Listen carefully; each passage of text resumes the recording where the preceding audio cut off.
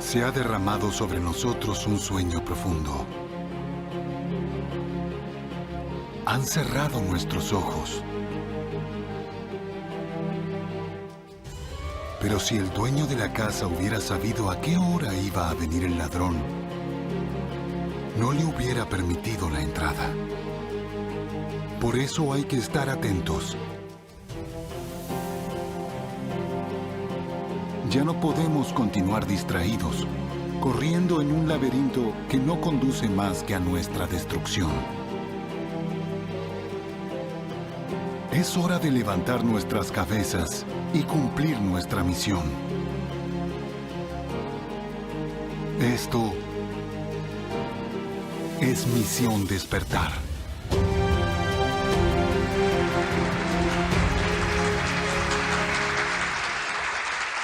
Hola amigos, buenas noches, muy buenas noches. Les habla Eileen Soberberg y bienvenidos a un programa más de Misión Despertar.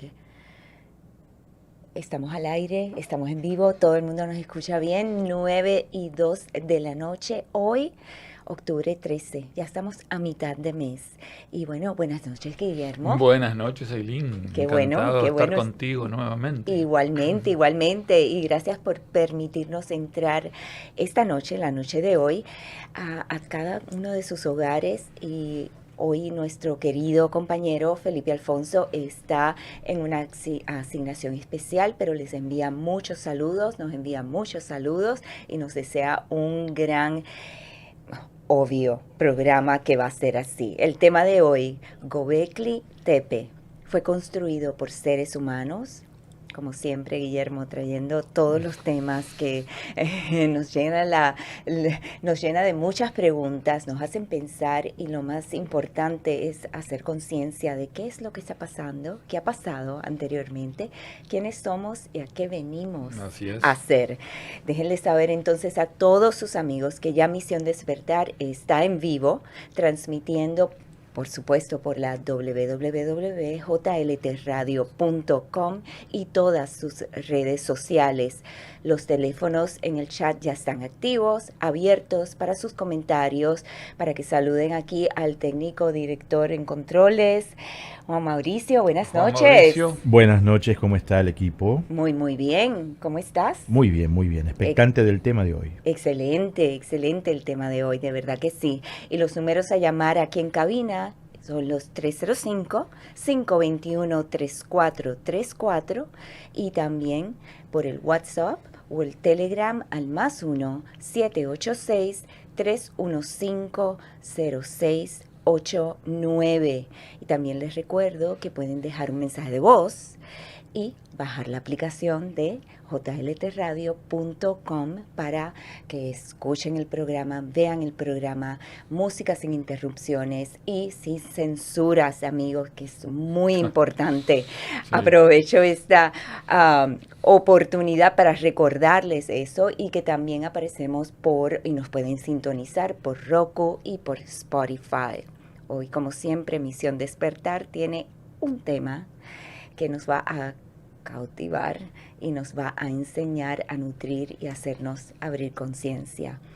Göbekli Tepe, colina del ombligo, aparentemente significa en turco o algo parecido.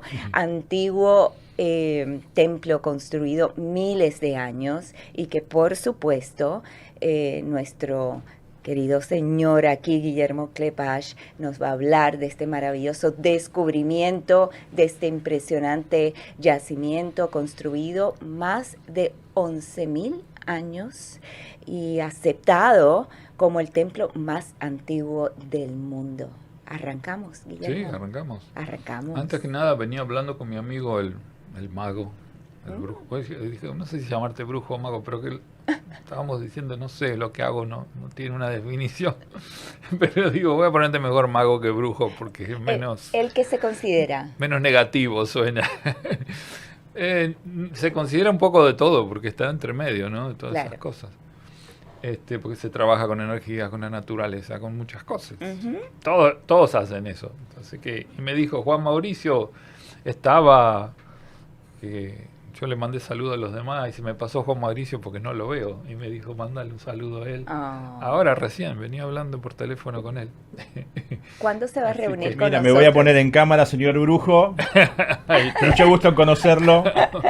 Lo esperamos en el programa. Definitivamente. Así que bueno, ya cumplidas las obligaciones. Volvemos a Göbekli Tepe. Ujú. Esto comenzó en la década de los 60. Había un hombre iba caminando ahí por las montañas de Turquía, por lomas, porque no eran montañas en esa zona, y se topa con una protuberancia en el terreno y un rectángulo de piedra. Y lo ve y dice, ¿qué será esto? Entonces empieza a tratar de desenterrarlo. Tiene el tamaño más o menos de un sofá. Y bueno, empieza a cavar, pero se da cuenta que eso continúa hacia abajo, ¿no es cierto? Y cava y continúa y hacia los lados y continúa. Entonces dice, wow, esto es más grande de lo que imaginaba. Entonces dice, bueno, ¿qué hacemos? Voy a pedir ayuda. Entonces se fue, lo dejó ahí, le comentó a unos amigos que había encontrado algo ahí que a lo mejor tendría algún valor, y que él no lo podía solo desenterrar. Entonces fueron los amigos, varios, y entre todos empezaron a cavar. Y le pasó lo mismo, o sea, se dieron cuenta que seguían cavando y eso seguía para abajo. Entonces dijeron, esto es demasiado grande para nosotros. ¿Qué hacemos? Bueno, vamos a decirle a las autoridades de Turquía que vengan a ver, porque acá hace falta máquinas, acá hace falta un ejército de personas. El gobierno turco contactó a un arqueólogo alemán que se llama Klaus Schmidt, que fue el primero que llegó ahí. Fue en 1994 que empezó. Y empezó solo, porque el hombre es un fanático de esto, y como no tenían dinero y no le daban los recursos, empezó solo él con la pala, lo mismo que había hecho el hombre anterior, él solo. Y quizás Empezó a no excavar. pensó que se iba a encontrar esto tan grande. ¿O Sospechaba porque ahí se hicieron, había imágenes satelitales de lo que se llama Deep Penetrating Radar, algo así, ¿no? Un radar de alta penetración. Ujú. Veían que había cosas abajo. El gobierno americano lo vio, pero pensaban que eran tumbas. Entonces dijeron, bueno, son tumbas, hay tumbas en muchos lugares, y no le hicieron mucho caso. Como que este hombre vio que eran de piedra, ya como que se hizo la idea que era algo más grande que una tumba, algún monumento. Y bueno, empezó a cavar y terminó descubriendo un complejo megalítico inmenso. Poco a poco, cuando vieron que lo que había y la magnitud de lo que habían encontrado, empezó a tener apoyo de otras personas, hasta que después empezó a participar la UNESCO también. Göbekli Tepe está ubicado en las montañas Hermus, se llama, en el sureste de Anatolia. Este sitio representa estructuras megalíticas redondas, ovaladas y rectangulares. Por ahí hay un mapa, Juan Mauricio.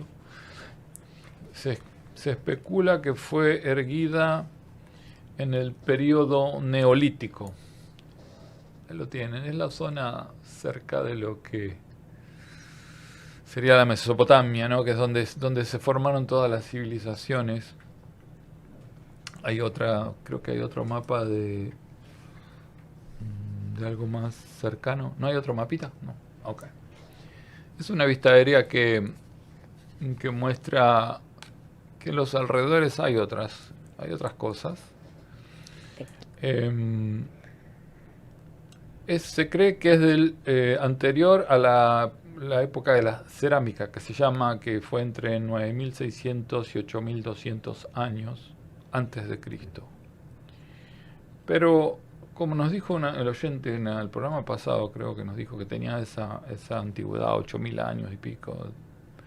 Pero no es que tiene esa edad, es que se considera una etapa de la cerámica cuando el hombre hacía cosas de cerámica.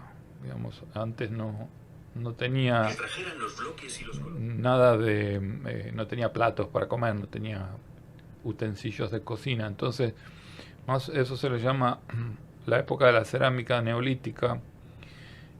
Pero se hizo más tarde un estudio de lo que se llama carbono 14. Lo que pasa es que el carbono 14 tiene que ser con material orgánico. Por ejemplo, un pedazo de madera o algún animal muerto, un hueso o algo.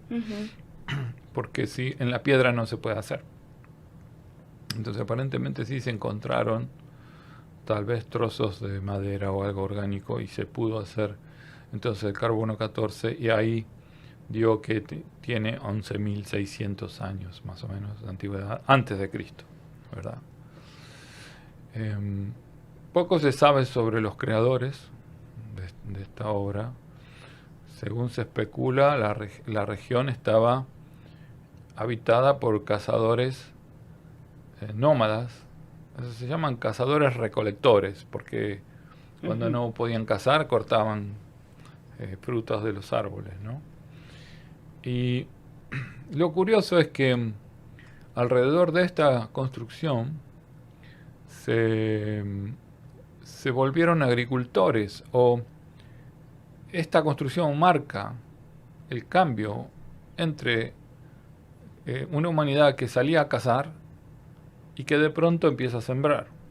Y este es uno de los enigmas más grandes que hay, aparte de quién construyó la cosa. Claro. Hubo un cambio de 90 grados, o más grande todavía, diría 180 grados, porque ahí las personas empezaron a establecer. Y eso da origen a las aldeas y a las ciudades eventualmente, ¿no?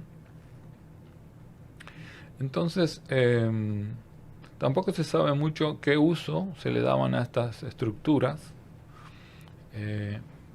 ni quiénes tenían acceso a ellas. Pero sí lo consideran templo. Lo que pasa es que lo que han descubierto es la parte que han logrado desenterrar. Tiene esas características, ¿ya? Pero eso no significa que todo lo que hay ahí es templo. Porque han sacado nada más, de lo que han sacado hay 50 veces más abajo. 50 veces más. Quiere decir que si dieron con un templo, eso no quiere decir que todo sea templo, ¿verdad? ¿Y fueron un templo o fueron 3 templos? ¿O 3 círculos? Sí, no se sabe si es un templo o no, pero lo que se cree que es un templo porque no hay un lugar donde dormir, no hay habitaciones, no hay... O sea, tiene una estructura que es como para caminar por ahí, admirar algo, o piensan, se imaginan que es para orar y nada más, y luego irse, ¿cierto? No sería una iglesia así, porque tampoco hay restos de comida, ni de ropa, ni de cosas que la gente haya estado ahí haciendo algo, ni había nadie muerto en ese lugar tampoco. Entonces, se cree que es eso, como todo, cuando uno desentierra algo empieza a especular, pero realmente... Claro. Sí, no saben. No, realmente no se sabe. Es un enigma. Ahora, sí se sabe que no era una vivienda, pero esa parte. Entonces, ¿no? Entonces no sabemos si lo otro que queda, que es muchísimo más, vivían en otro lado y eso era un lugar reservado para orar, por ejemplo, ¿no? Lo cual es totalmente lógico que así sea. Entonces lo que pasa es que esos es unos círculos que no tienen ni puertas de entrada ni de salida, son unas circunferencias, ¿no? Círculos concéntricos que no entienden para qué es. Entonces y las especulaciones de que las columnas son representaciones de dioses, ¿a qué se debe eso? Bueno, las columnas, que son las más importantes, ¿no? Son en forma de T, lo cual es también curioso. y se cree que representan las figuras humanas, representan personas. Entonces las mismas columnas tienen grabados de animales. Y por eso se cree que tal vez es un templo dedicado al hombre, o los monumentos estos son para hacer algún ritual. Ahora para hacer algún ritual X. No se sabe tampoco si se entraba por arriba, porque podía haber un techo pero separado de la pared. Entonces que no haya puertas llama la atención, pero posiblemente no necesitaban puertas porque no sabemos para qué se usaban, ¿entiendes? Entonces por eso dice que es como una especie de templo, no le encuentran otra función. Las excavaciones continúan de acuerdo con los escaneos de terreno. Se ve que hay, como dije, unas 50 veces más abajo que arriba. Se tiene una idea de lo que puede haber sobre la base de lo que ha emergido, porque los pilares estos, que son de 20 toneladas de peso, tienen 5 metros, casi 6 metros de altura, y estos animales e insectos, muchos son desconocidos, no se ven ahora, o sea, como que no existen ya. Si es que son animales de acá, esa es la otra cosa. Porque ¿qué estaban representando? No sabemos. Uh-huh. Algunos sí existen. Entonces, ciertos pilares son representaciones abstractas de la forma humana, como digo, pero hay bajos relieves que también muestran prendas de vestir, como cinturones o taparrabos, lo cual también, ¿para qué va a tallar eso, no? Y cuando estudiaba un poquito acerca de esto, me pareció curioso porque alguien escribe, esto es como un niño que nace y de momento aprende el Empire State Building. Claro, mira una casa y no sabe qué Claro, es. entonces yo pensé, bueno, es como ahora, hoy por hoy sería un niño que nace y que de momento ve un Tesla. Sí, es así, es Sí. así. Nosotros estamos así ante... Lo mismo las pirámides de Egipto, todavía estamos tratando de... Y todavía no se desenterró todo lo que hay. Uh-huh. Y bueno, pero sí las construcciones nos dan, por ejemplo, una idea de las creencias y la forma de vida de los que estaban ahí, ¿no? Según la UNESCO, el hallazgo tiene un valor universal excepcional, y de acuerdo con las fechas obtenidas, que es de esa antigüedad de 1600 años antes de Cristo, se cree que es uno de los hallazgos más importantes. Pero hay que recordar que la arqueología oficial siempre ha dicho que no existen estructuras megalíticas que tengan más de 5.000 o 6.000 años, ¿verdad? Yo una vez me acuerdo en la escuela secundaria dije que las pirámides tenían 7.000 años y me dijeron que no. Pero hace no mucho se dieron cuenta que la esfinge tiene erosión de agua, de lluvias. Y para que la piedra esté gastada de tanta agua que corre por sobre la piedra, estamos hablando de muchos años de lluvia. A ver, te hago ¿verdad? una pregunta, Guillermo. No 10 ni 20, o sea, muchos años. Cuando en el colegio tú dijiste que había más de 7.000 años, Sí.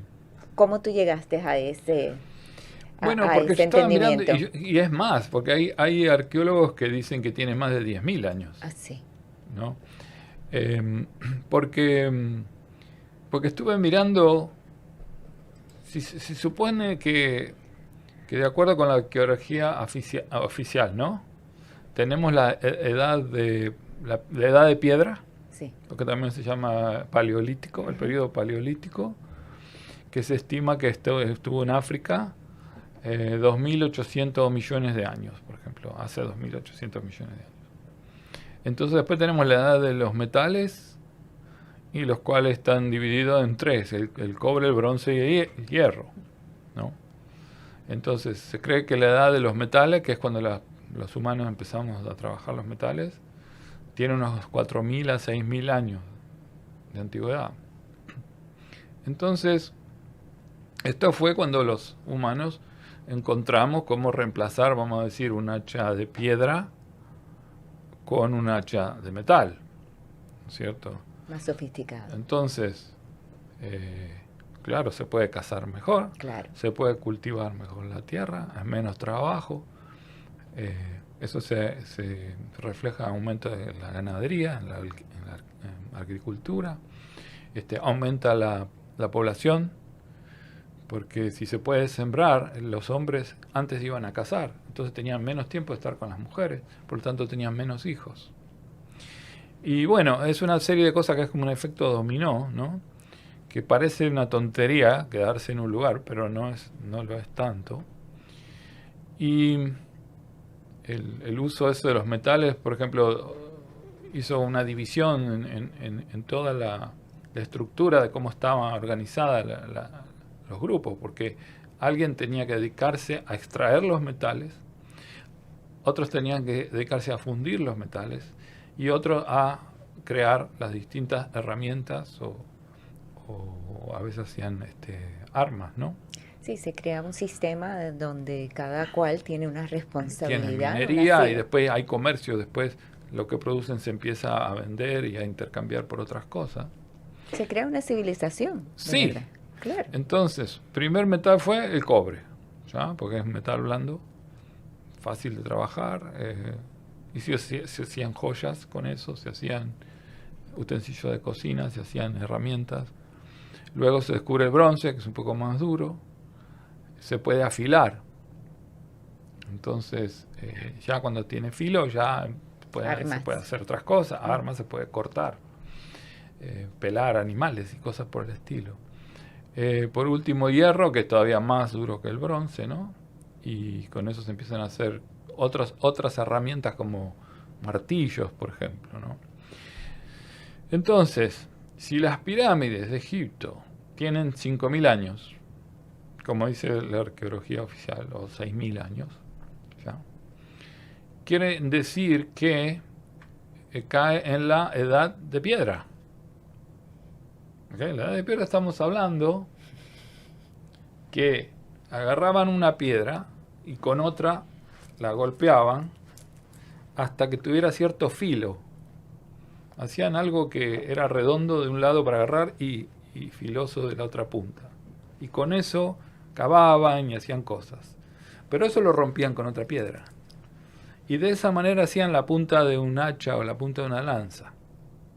Y eso tomaba tiempo. Ok, ahora estamos diciendo que esa gente hizo las pirámides de Egipto. Uh-huh. O sea, no dan los números. Pensemos. Y yo eso se lo dije acá a una profesora de historia. Yo enseñé en FIU y yo enseñé, bueno, en la escuela secundaria. Y le dije a la profesora de historia, ¿en qué edad cae la construcción de la pirámide de Egipto? Y no lo había pensado. Y FIU, para los que no No están había aquí, pensado. es la Universidad Internacional de la Florida. Sí. Y dijo, la edad de piedra. Ajá, y los cavernarios con un hacha de piedra hicieron las pirámides. Y entonces se quedó pensando, pero bueno, eso es la arqueología oficial. No puede ser. No puede tener esa edad. Y luego casi todos los nombres que le ponen, por ejemplo, lo que está dentro de la pirámide, dentro de las 3 pirámides grandes, ¿no? Que es Keops, Kefren y Miserino, nunca encontraron un cadáver. Y entonces en la escuela enseñan que son tumbas. Son tumbas, no son Pero tumbas. no son Nunca fue tumbas. ninguna, fue tumba nunca. ¿Fuiste alguna vez para Egipto? ¿A las pirámides? No, nunca fui a las pirámides, pero las estudié súper estudiadas. Y en el centro de la Gran Pirámide hay una cosa que le llaman el sarcófago. No sé por qué le llaman sarcófago, nunca encontraron un muerto ahí adentro. Entonces, la cámara de la reina, tampoco, no hay... Todos esos nombres son para confundir a la gente y hacerle creer que es algo que no es.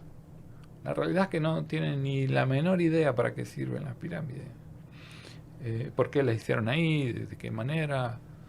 Es más probable que sea un transmisor de algún tipo, ¿no? O como una especie de faro para los que vienen de otro lado.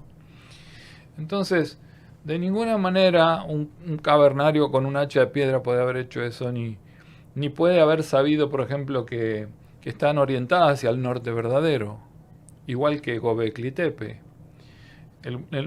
Hay dos maneras de encontrar el norte. Uno es con la brújula, que es el norte magnético, ¿ya? Pero el norte magnético no es el norte real, porque el norte real es por donde pasa el eje de la Tierra. Ajá. O sea, el centro por donde pasa el eje de la Tierra. O sea que mi brújula no está determina- calibrada. Ninguna brújula da el norte real, Ok. sino que da para el norte del planeta, pero no es exacto. Pero los que hicieron esto sí sabían cuál era el norte exacto. O sea, quería decir que sabían el eje de la Tierra por donde pasaba. Sí, claro. ¿Y cómo sabes eso si no sabes astronomía? Ujú. Entonces hay muchas interrogantes de ese tipo, ¿no? Incluso mismo en las pirámides, que estoy preparando un programa que es lo que hay abajo de la Esfinge, por ejemplo. Interesante. Que hay cosas que todavía no se han sacado y se supone que ahí están. Hay documentos de la Atlántida que se escondieron ahí. Acá preguntan y dicen, bueno, vamos a saludar primero a la gente. Sí, Vicky hola. está conectado. Vicky. Hola, Ángeles del Vicky. Alma dice buenas noches, querido Buenas Ailín y noches. Guillermo. Buenas Marta noches. García, buenas noches. Ángeles del Alma, saludos al señor Mago. Alicia Elsa Esteche dice muy buenas noches desde Resistencia Chaco, Argentina, los sigo. Y Hola, Laura hola, hola. Esteche. Mira, Estuve una en es Chaco Alicia varias Elsa veces. Esteche y la otra es Laura Esteche. ¿Serán parientes o es casualidad? Pueden ser hermanos. Laura dice buenas noches, qué lindo es escucharlos, se los extrañó el jueves pasado. ¿Qué pasó el jueves pasado? No, el jueves pasado estuvimos. Estuvimos, sí, Sí. claro. Sí. Así que nada. Y bueno, y acá preguntan, ¿es cierto que hay una especie de maldición para toda esa gente que entre adentro de la pirámide o trate de buscar información? Y sí, hubo los primeros que encontraron eso. Lord Carnarvon se llamaba.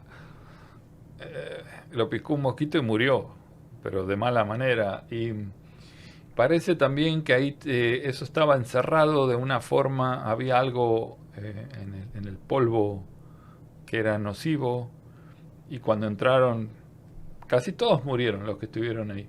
Y casi todos murieron de unas maneras extrañas. Y claro, Muy dramáticas. la maldición estaba. Ajá.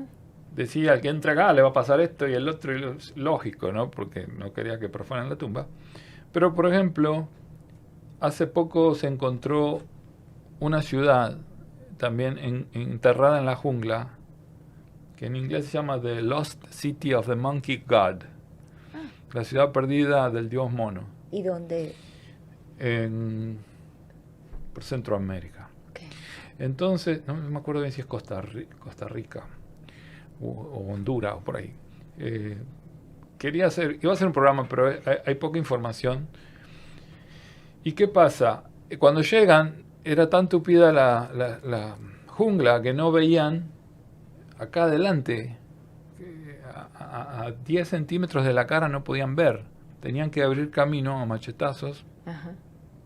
Y las serpientes ahí nunca vieron seres humanos, eran súper agresivas. Los mosquitos eran súper agresivos. Ujú.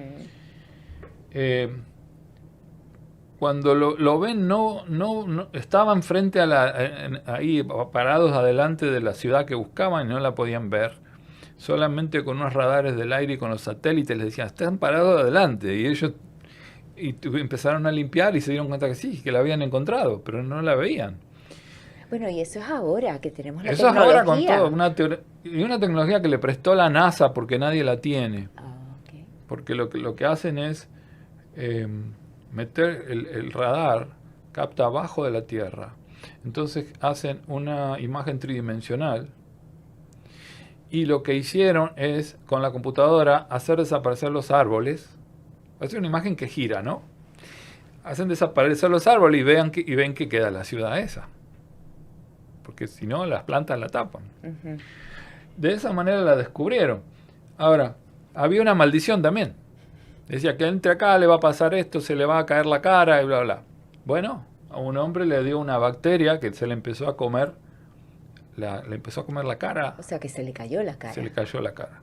Lo primero que se cayó fue la nariz y no le encuentran cura. Él fue uno de los que fue a hacer, uno fue a hacer un libro y otro fue a hacer una película de eso. O sea, fueron preparados, ¿no?, a documentarlo. Y el que fue a hacer el libro está mal. O sea, y entonces te hago una pregunta, ¿será esa la razón por qué no has ido a las pirámides de Egipto? Tal vez eso, y tal vez ahí la maldición, tal vez no era una maldición, sino era una advertencia de que te está diciendo no te metas aquí porque por algo abandonaron la ciudad. Wow, interesante. Y era casi igual que la de los mayas.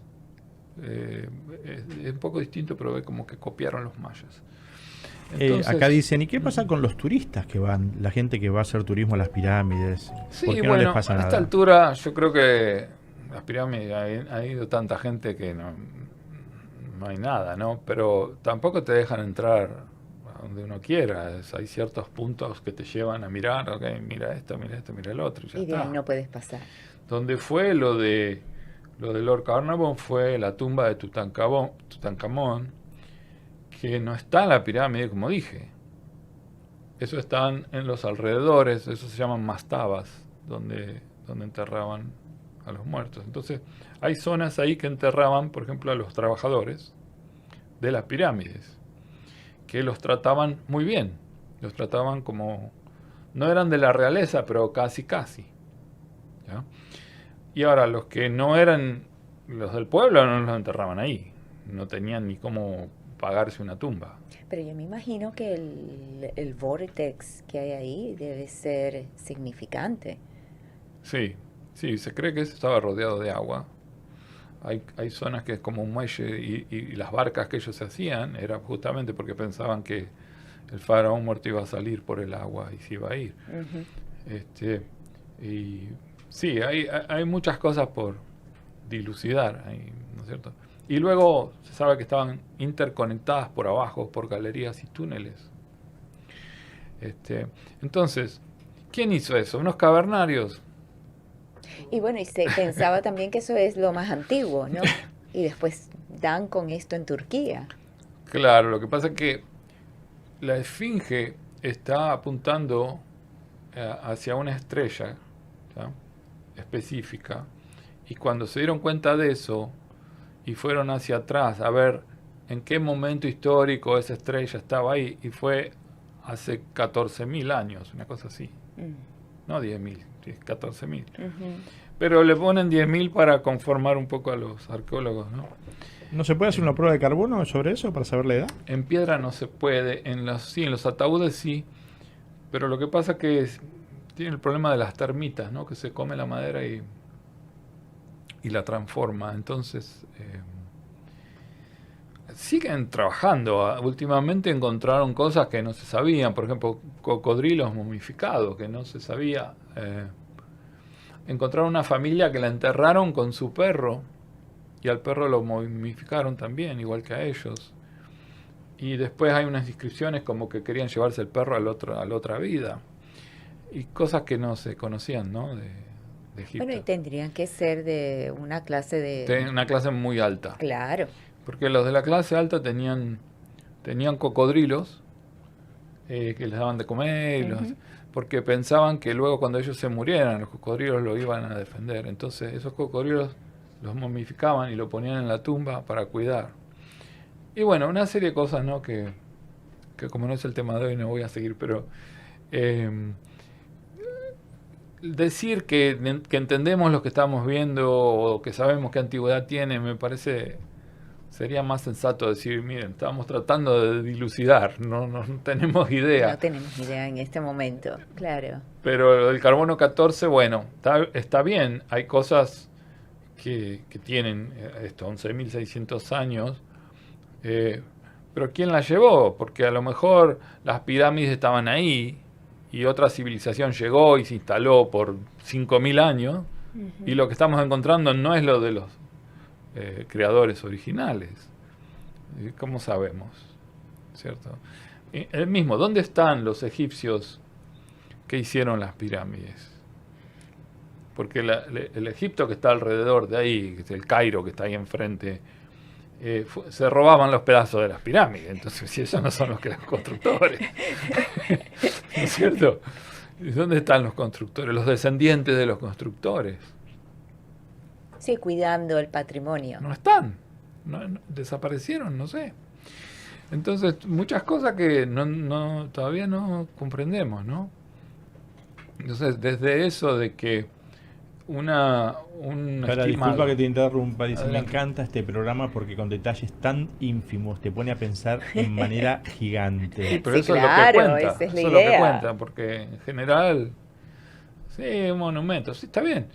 Pero ese monumento hoy, con todas las maquinarias que tenemos, no se puede hacer. Les voy a decir algo, acá, downtown, Miami. Y la ¿Sabes por qué precisión. no había edificios? Porque se hundían. Porque acá abajo hay coral. Y se hundían. Todos los edificios se hunden. Todo Manhattan se hunde cierta cantidad de centímetros al año. Y ya está calculado. Las pirámides de Egipto hechas en la arena no se hundieron en 14.000 años. Entonces, ese Ángeles. detalle solamente, te digo, ¿no? Ángeles del Alma dice, en Perú también ponían a su perro y sus utensilios porque pensaban que iban a regresar o reencarnar. Sí. Claro, sí, Sí. sí. Y muchos de ellos, que las momias que se encuentran que están en posición fetal, es porque ellos creían que así volvían a nacer. Ahora, o sea, dejaban esta vida y entraban en un feto que tenía esa postura en la reencarnación, ¿no? Siguiente. Por eso los ponían así. Ven que todas las momias están así en posición fetal. Bueno, sí, hay muchas cositas muy, muy interesantes, ¿no? Entonces, volviendo a Göbekli Tepe. Espérate, una pregunta, Sí. soy yo. Sí, adelante. Yo te imagino a vos de profesor en la universidad, donde sea, ¿no? Mm. Y que vengan todos y diga 2 más 2 son 4. Y viene Guillermo y dice, no, 2 más 2 son 5 por esto y esto y esto. Y todo el mundo haga ¡ping! O sea, los Totalmente. demás profesores te odian más o menos, como diciendo, no sean, ¿eh? ¿Pasó Pero- algo así? Pero por eso fue que pregunté, ¿qué Yo te enseñé- hizo pensar esto cuando estabas en la escuela? Y le dices a la profesora, no, las Yo pirámides no enseñé tienen una cosa eso. que se llama psicología transpersonal, ¿no? Y tenía unos chiquitos, en verano tuve un grupo que iban a ser astronautas, esos chiquitos. ¿Qué edad tenían? Estaban terminando secundaria. Ok. Entonces ellos querían prepararse y ir a la NASA y tratar de ser astronautas. ¿Okay? Y me tocaba a mí ese grupito. Y eran todos genios. Entonces yo era el ignorante ahí, ¿no? Entonces les estaba enseñando cosas. Y me acuerdo que había uno en primera fila y yo estaba explicando y él estaba leyendo un libro. Y yo le dije, préstame atención. Y me dijo, estoy prestando atención. Ah, ok, perfecto. Entonces seguí con la clase, pero como a los 20 minutos le digo, de vuelta, préstame atención. Y le estoy prestando atención. Ok, dígame lo que dije. Y me dijo todo lo que había dicho. Bueno, pero si me estás escuchando, entonces, ¿cómo entendiste lo que leíste? Que, a ver, dime qué leíste. Bueno, dame el libro. Y sí, me dijo las dos cosas. Estaba leyendo y escuchando la clase a la vez. Entonces, esos chiquitos, por ejemplo, en una clase normal lo consideran con deficiencia de atención, ¿no? Lo que se llama Attention Deficit Disorder, le dan medicina Sí. para normalizarlos. Y es que se aburren. No es que no tienen problemas de atención. Y bueno, sí, yo tuve muchos conflictos de eso, como que uno que me dijeron, no, hay que medicarlo porque tiene problemas de atención. Y yo le dije, venga, vino el padre, vino el consejero, un psicólogo que había ahí. Y le digo al chiquito, ¿qué juego te gusta jugar en la computadora? Me dijo, uno que se llama Halo. Bueno, vamos a poner Halo acá. Ponemos Halo, juega. Y se puso a jugar y yo puse el cronómetro. Y jugó ahí como 15 minutos. Y digo, ¿usted ve que se distrajo en un segundo del juego? ¿Y dónde está el déficit de ¿Dónde atención está que el tiene? Sí, totalmente. Bueno, mira, no Porque vayas eso le lejos. interesa. Mi hija también fue diagnosticada con déficit de atención y esa niña era brillante. Yo me sentaba al lado de ella para hablar de las cosas que no le interesaban, claro, pero entonces ella ponía música la música que ella quisiera. Yo le decía, ¿qué es lo más que te gusta la música? Bueno, pues pongamos música. Sí, pero es que no me dejan poner música en el colegio, obvio. Yo digo, no importa, pero aquí sí. Entonces ponía la música más espeluznante, en mi opinión, Sí, okay. lo que fuera que ella quería. Pero entonces cuando estudiaba con esa música, se aprendía las cosas así, pero así de rápido. Entonces Increíble. yo le decía a los profesores, si ustedes la dejan escuchar música en sus audífonos, lo que usted diga, ella lo va a escuchar. Ellos me decían, pero es que no puede tener un audífono puesto y escuchar a la misma vez. No la podemos dejar a ella únicamente hacer eso. Y digo, bueno, ok. Pero sí, increíble. Conozco un poco del tema porque yo enseñé kindergarten, me volvieron loco. Después fui... A mí, vos kindergarten, me imagino a todos los pibes trepados. Estaba como Arnold Schwarzenegger. Claro, una cosa así. Me volvieron loco, me tuve que ir. Después estuve en primaria, estuve en secundaria, estuve en escuela ya en lo que se llama college. Después en la universidad y después enseñé a adultos. O sea que sé bien cómo se comporta el ser humano en todas las etapas de aprendizaje, ¿no? ¿Qué enseñabas? Que lo distrae, que le gusta, que no le guste. ¿Qué enseñabas? ¿En cuál?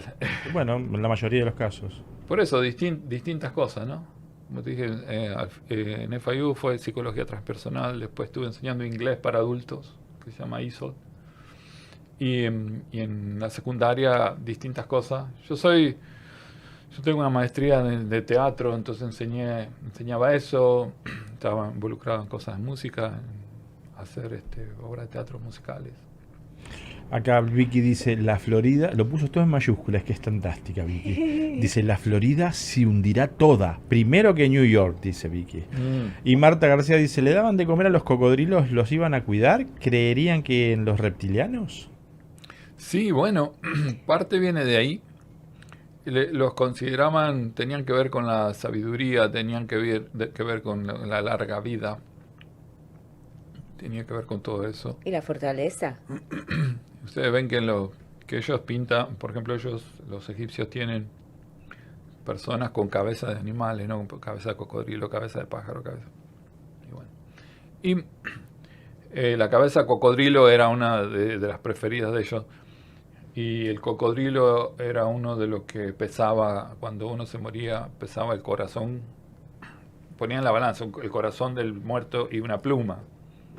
Y si el corazón pesaba más que la pluma, entonces se lo devoraba otro ser ahí para castigarlo, ¿no? Uh-huh. Tenía que el corazón ser liviano, quiere decir, más liviano que la pluma, para pasar para el otro lado. Y bueno, y ahí había un cocodrilo haciendo eso. Y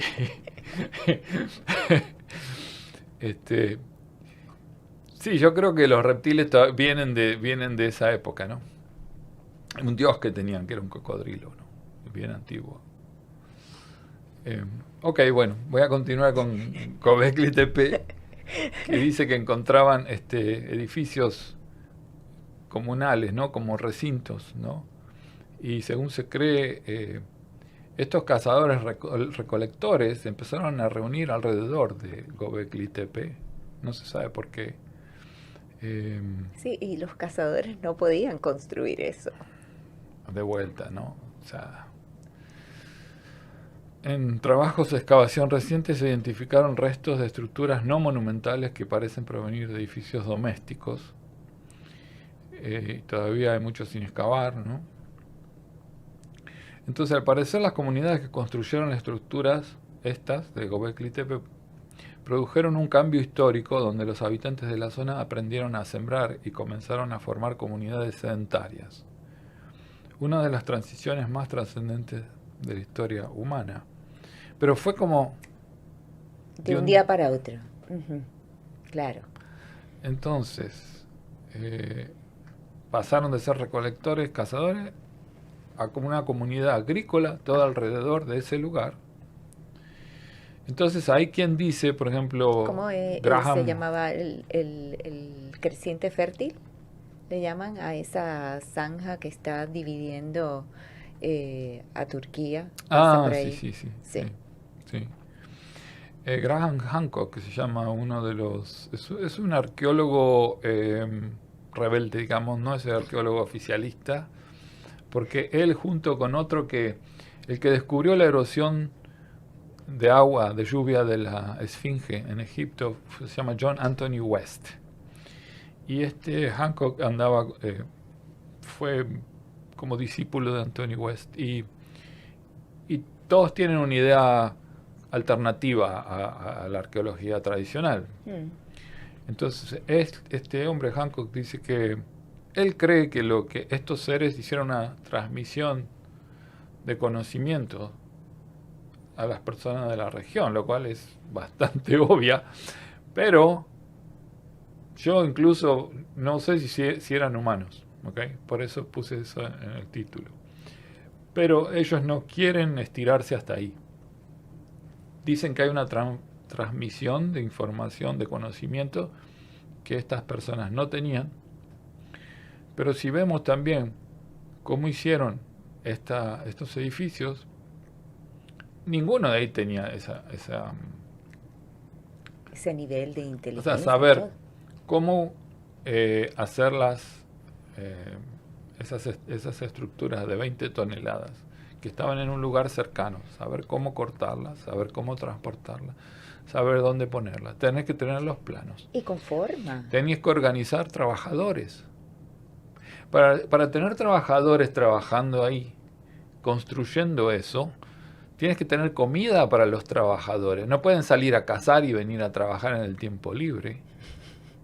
¿Ok? Tienen que tener agua, tienen que tener donde descansar. Tiene que haber una organización bastante grande y de alguien que lo planea antes de tiempo. No es que se pusieron a poner una piedra arriba de otra y de casualidad les quedó eso así. No. Entonces... Preguntan, ¿está la mano extraterrestre por ahí? Para mí tiene que ver, sí. Para mí tiene que ver. Hay algo ahí que no cuadra con nada. Parecido a los mayas. Los mayas eran muy avanzados. Cuando llegaron los españoles, que dijeron que eran unos salvajes. No, los salvajes eran los españoles, con perdón a la gente de España. Pero estaban bastante desarrollados acá. Ellos sabían, se valían por sí mismos, sabían sembrar, sabían hacer todo. No eran salvajes para nada. Y esa civilización desaparece. Y tenían una forma. Ellos hacían cuadrados que estaban levantados a una altura así del suelo, ¿ya? Eran todas como calles. Sembraban en esos cuadrados y el resto de las calles estaba llena de agua, las llenaban de agua. Estaba siempre regado. Sí, el sistema era perfecto. Sacaron esa idea, ¿no es claro, cierto? El sistema era perfecto. Y bueno, muchas cosas que tuvimos para ver estaban mucho más avanzados que en Europa. Y qué les pasó también, no se sabe, ¿no? Entonces, acá lo que ocurre es la transición esa de la caza a la agricultura, ¿ya? Y luego que estos seres que empezaron a sembrar, ahora se ve que todo alrededor de Göbekli Tepe había sembradíos, que posiblemente tienen que ver, como dije, para darle de comer a los trabajadores y que tenían que estar viviendo ahí. Y no se sabe si no estaban viviendo en lo que está más abajo, enterrado, ¿no? Esto produce un cambio no solo en la dieta, ¿no? Porque, por ejemplo, el superávit de comida te permite tener descanso y te permite hacer una obra teniendo suficiente comida hasta terminar la obra. Eso como que no lo piensa mucho, ¿no? También los granos proporcionan hidratos de carbono, empezaron a domesticar animales que provee la carne, leche, y muchos de esos lana. granos también es lo que le conocen ahora con los superfood y toda esa serie de cosas. Es otra alimentación. Es otra alimentación. Entonces, como dije, las mujeres quedaban embarazadas más a menudo, entonces la población aumenta. Porque lo que pasaba es que durante el periodo de lactancia los hombres iban a cazar, ¿viste? Entonces había menos población. Y Bueno, que esto haya ocurrido en un periodo que se considera neolítico, ¿ya? Que es la edad de piedra, parecido a lo de las pirámides de Egipto, y que diera ese salto, ese grupito de seres humanos en ese lugar, es bien extraño. Es casi un salto cuántico. Sí, sí. Bueno, claro. Lo que pasa es que en aquel momento no se llamaba así. Entonces, Ángeles del Alma dice: a mi hija le sucede lo mismo, estudia escuchando música y eso a mí me desespera, pero las matemáticas no la entienden ni con música, dice. Porque hay gente claro. porque la matemática es del lado izquierdo del cerebro, ¿no? Hay gente que es más del derecho, más como creativa. Sí, van a necesitar un tutor para Sí, más eso. creativa. Es lo que les recomiendo, que fue lo que yo hice. Sí.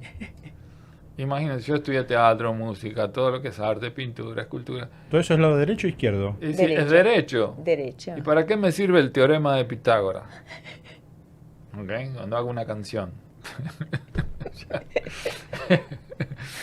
Entonces, pero bueno, me obligaron a estudiarlo, ¿no? ¿Qué es del lado izquierdo? Aparte de las matemáticas, así como cosa importante. Lenguaje, todo el razonamiento lógico. Sí, ahí es donde aprendes a balancear la chequera, todas esas cosas. Sí, todo lo que es simbólico, los números, las letras. ¿Y cómo? Pensamiento abstracto, pero el derecho es pensamiento creativo. Universal también. Sí. ¿Y cómo sabemos si estamos balanceados? ¿Hay alguna forma de No saber? hay nadie balanceado. Nadie. Sí, ¿Cómo sabes si grandes estás más balances. para el lado izquierdo que para el lado derecho? ¿Tenés alguna forma de medirlo? Con lo que haces. La ¿no? sociedad nos obliga a estar del lado izquierdo, ¿no? Todo el tiempo. Y ese fue uno de los dilemas de mi vida, porque yo soy más del lado derecho. Entonces yo soy intuitivo. Y me fuerzan a pensar, ¿no? A razonar. Y vos sos más de sentir. Claro. El lado derecho es más rápido y la información es más... ¿cómo se llama? ¿Directa? Más Precisa. más precisa, más directa, más rápida. Sentir es mucho más rápido que el pensar. Totalmente. Mucho más rápido. Ujú. Pero nosotros nos dicen, no, tienes que pensar, tienes que pensar. Fíjese que una persona dice, creo que me estoy enamorando de fulano. Cuando eso pasa, que es del Ya lado está. izquierdo, ya se enamoró hace 6, 7 meses, 8 meses, hace un año. Y ahora la parte lógica dice, creo... Y después te dices, no, mejor Pero el no. sentir ya lo sabe. Ya. Enseguida Sí. lo supo. Sí, Entonces, ¿cuál es más rápido? ya fue. Claro. Así es. Entonces, la capacidad de... Fíjate que yo me dediqué a la finanza, a la bolsa de comercio y eso, y sin embargo, no me gustan las matemáticas, pero sí sé dónde poner. Si pongo esto acá y pongo esto acá y esto sube tal porcentaje, voy a ganar, y si lo pongo acá baja tal porcentaje. O sea, la creatividad me ayuda a hacer lo mismo que si supiera matemáticas. Pero ¿Y no hago sabes de patrones mis también? inversiones haciendo cálculos, sino más bien planeando de una manera creativa, planeo, tengo un plan. Guillermo, ¿y sabes y reconoces patrones? Claro, reconozco patrones, yo no necesito hacer technical análisis, como dice, el análisis técnico ¿ya? Porque tampoco creo que si analizo un gráfico de algo que pasó, me va a decir el futuro. Analizar el pasado no nos dice el futuro. Y eso es el análisis técnico, entonces no le hago mucho caso a eso tampoco, ¿no? Ujú. Pero hoy estaba mirando una cosa y dije, la voy a vender porque se va a venir abajo. Y lo vendí y a los 10 segundos... Sí, o sea, yo le hago caso a eso, a mis corazonadas. Pero si me pongo a ver la parte lógica, mientras estoy decidiendo, eso se sigue moviendo. Entonces yo creo que es una gran ventaja tener la parte de derecha. Que no nos quieren que las desarrollemos. Pero eso se puede entrenar, ¿no? Se puede desarrollar. Claro, hay que balancear. Hay que balancear. Porque la parte derecha es la conexión al universo, yo le digo, a Internet. La parte izquierda es el disco duro. La parte izquierda es Guillermo, ¿no? Y Guillermo está limitado a la información que hay grabada ahí. Ujú. No hay más que eso. Pero el lado derecho traigo información que no está en el disco duro. ¿Ya? Como el USB, que te lo conectan, te pasan la información y te lo sacan. El que no sabe de computadora es como que la memoria tiene un límite, la memoria local de quién soy tiene un límite, pero la otra no. Y uno puede tener información. Me ha pasado, por ejemplo, que se rompe el auto, el motor, algo del motor. No tengo ni idea de mecánica. Y me pongo a pensar, a conectarme, a ver qué es. Y me viene, toca ese cable, y toco el cable y arranca el motor. Entonces, ¿cómo sabía? No sabía, no tengo la menor idea. Pero eso que es lo que me vino. ¿Por qué? No sé. Después, fuera del aire, te voy a contar algo que me vino Claro. ayer. Ahora, el que sabe, claro, el experto de eso también lo hace porque sabe, porque lo estudió. Entonces, las dos cosas son válidas, pero digamos, para mí hay que balancearlo y tener una combinación de las dos cosas. Sí, No claro, solo- porque estamos aquí. Sí, no solo tirar todo para el otro lado. Porque el tema del lenguaje, nosotros vivimos del lenguaje, es muy importante para nosotros las palabras. Nosotros pensamos con palabras y eso que tenemos la voz de la cabeza es en nuestro idioma. Yo no pienso en ruso, ni en chino, ni en neozelandés, pienso en mi idioma. Entonces, fíjate que adquirir el idioma es empezar a pensar en ese idioma, ¿no? Y a sentir. Ajá. Entonces, es muy importante, las palabras para nosotros son más reales que las cosas, que los objetos. Y por eso es tan fácil programarnos. Claro. Así que se nos fue la hora. Oh my God, bueno, me fui por las ramas, pero creo que a todo el mundo le interesa. Sí, vamos a hacer ¿Hacemos un corte? un corte y seguimos un Dale. poquito más. Regresamos. Estamos en pleno. Todo tiene que ver con todo. decía Todo Humberto. tiene que ver con todo lo que Sí. estamos hablando. No se vayan, regresamos.